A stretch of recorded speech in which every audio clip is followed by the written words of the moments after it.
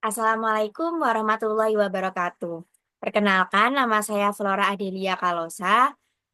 Saya mahasiswi Universitas Pembangunan Nasional Veteran Jawa Timur, Fakultas Ekonomi dan Bisnis, Prodi Ekonomi Pembangunan.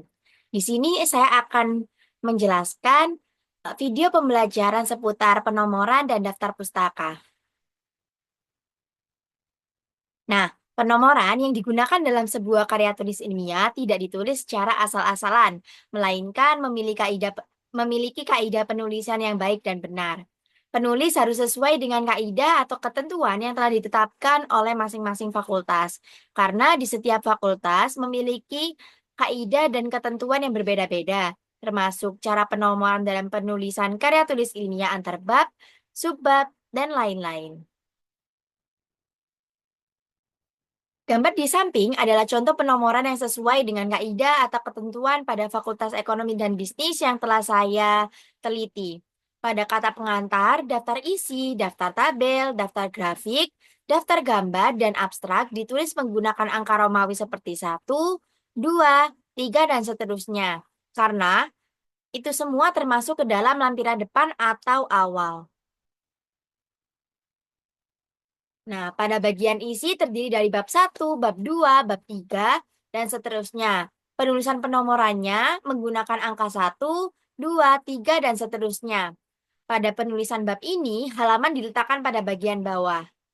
Pada penulisan subbab, nomor subbab ditulis seperti 1.1 titik, 1.2 titik, 1.3 titik, dan seterusnya. Dan jika terdapat sub-subbab atau anak dari subbab, nomor yang ditulis seperti 2.1 titik, 2.1.2, dan juga 2.1.3, dan seterusnya.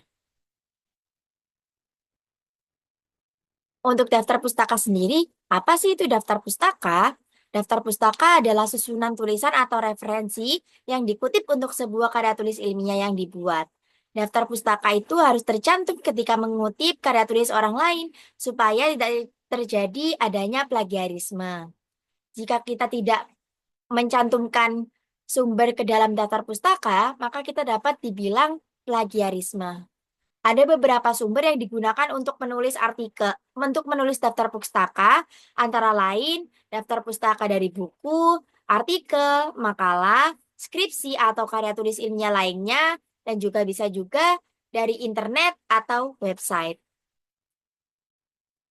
Untuk penulisan daftar pustaka dari buku sendiri, yang pertama ada nama belakang, lalu nama depan, titik, buka kurung tutup kurung tahun, judul buku, kota, dan juga nama penerbit buku tersebut. Contohnya seperti pada gambar, Hirata, Andrea, titik. Untuk Hirata sendiri ini nama belakang dan untuk Andrea nama depan. Lalu tahun 2006 diberi tanda kurung untuk judul buku yaitu Sang Pemimpi Kota yang berasal dari Yogyakarta dan penerbit buku yaitu Bentang. Jika buku tersebut tidak tercantum nama penulis, maka hanya dituliskan judul buku, tahun terbit, dan lokasi terbit. Seperti pada contoh American Oxford Dictionary and Thesaurus 2009 Heatherton, Victoria, Australia. Untuk selanjutnya, penulisan daftar pustaka dari artikel, jurnal, koran, dan majalah, nama belakang penulis dan inisial terlebih dahulu, baik satu atau lebih dari satu penulis. Lalu terdapat tahun terbit, judul artikel jurnal, nama jurnal ditulis italik, volume jurnal ditulis italik, isu atau nomor, dan juga halaman. Contoh dengan satu penulis yaitu Xie, W titik tahun 2015 dengan judul Japanese Idols in Transcultural Reception, The Case of Idol Group AKB 48. Visual Post untuk penerbit jurnal, A Journal for the Study of Past Visual Cultures dengan halaman 40-50. Selanjutnya ada contoh dengan dua penulis. Perbedaan dari satu penulis dan dua penulis, jadi di sini terdapat tambahan simbol dan. Jadi, di sini.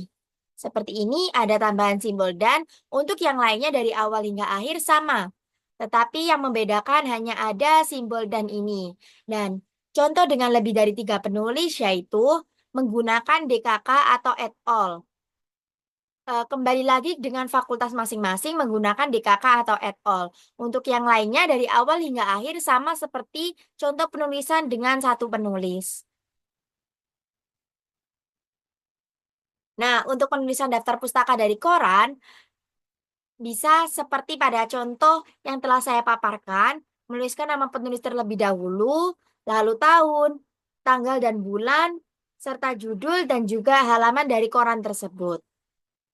Selanjutnya, penulisan daftar pustaka dari majalah seperti seperti pada contoh yang telah saya paparkan. Jika mengutip dari koran atau majalah elektronik, penulis dapat menambahkan diakses dari serta URL yang diakses. Penulisan daftar pustaka dari makalah, skripsi, disertasi, tesis, atau karya ilmiah lain menggunakan nama belakang dan inisial penulis, tahun pembuatan tesis, judul tesis ditulis italik, award, institusi, dan tahun. Jangan lupa untuk menyertakan diakses dari dan URL yang diakses apabila mengambil dari website atau internet, seperti pada contoh yang saya paparkan. Selanjutnya, penulisan daftar pustaka dari internet atau website, yaitu penulis halaman, baik orang maupun organisasi, lalu tahun halaman dibuat atau direvisi, lalu judul halaman ditulis dengan italik, tanggal diakses harus ditulis juga, dan yaitu bulan, hari, tahun dari halaman web tersebut. Untuk contohnya, seperti yang telah saya paparkan. Di sini tertambah diakses pada 5 Februari 2018 dan juga terdapat URL di mana kita mendapatkan internet atau website tersebut. Untuk style yang digunakan ada 2 style yaitu ASA style atau American Social Association dan yang kedua adalah APA style atau American Psychological Association dan yang ketiga adalah Chicago style. Dari ketiga style yang saya paparkan, yang sering digunakan adalah apa style. Baik, terima kasih.